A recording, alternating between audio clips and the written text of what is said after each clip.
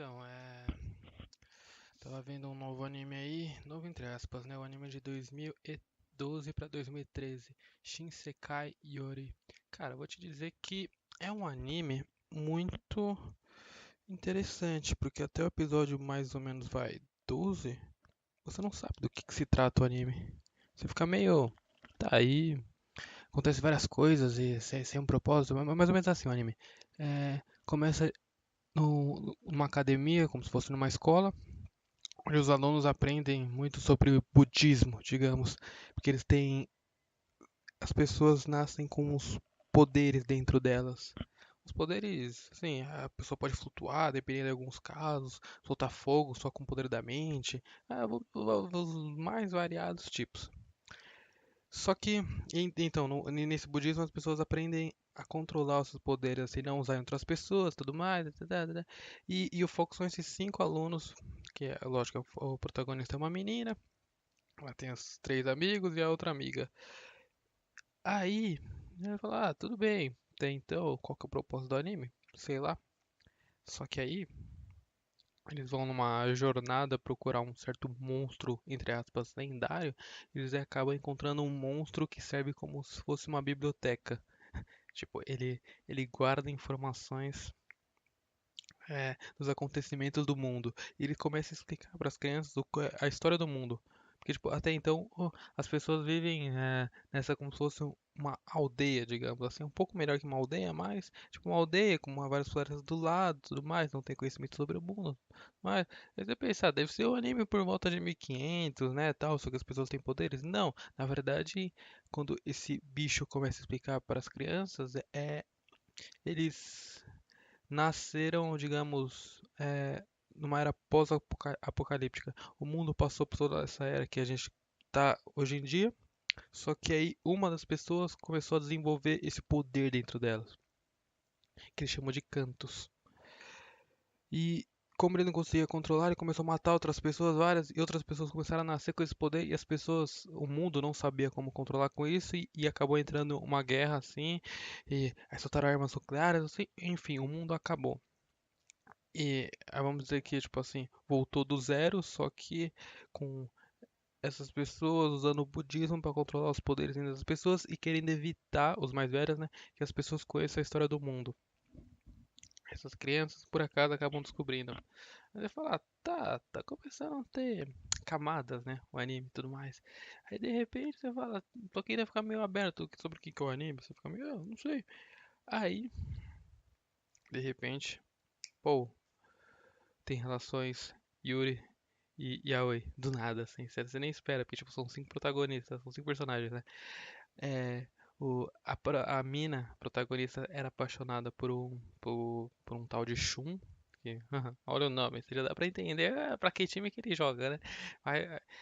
Apaixonada por ele, e de repente esse Shun tem um caso com outro cara do grupo. Tipo assim, realmente esse beijo, um bagulho de língua, você fica meio, caralho, do nada. Aí ela, por inveja, ela resolve ter um caso com a amiga dela, as duas viram amantes. Ela fala, tá, então é um anime desses, é um anime Yuri Yaoi. Não, isso aí foi só um detalhe só, porque depois isso acaba rapidamente o caso deles. Acontece umas merdas no meio do caminho. E, e o anime de repente foca na relação entre esses humanos com os poderes e vamos dizer, monstros, acho que é assim como eles chamam, que são os Bake Nezumi. São uma espécie de topeiras inteligentes, conseguem falar, conseguem pensar, só que eles têm um formato de topeiras. É, o foco da relação é entre os humanos e essas topeiras, que veem os humanos como deuses, porque eles têm os poderes, então um só humano poderia acabar extinguir com a raça dessas topeiras. Então eles meio que são escravos, entre aspas. Só que as topeiras conseguem achar, vamos dizer, essa biblioteca humana que as crianças encontraram e começam a descobrir, além da história da humanidade, as armas, tudo mais. Então, por exemplo, antes eles viviam numa era, as topeiras viviam numa era de imperialismo, digamos, né? Porque eles obedeciam à rainha.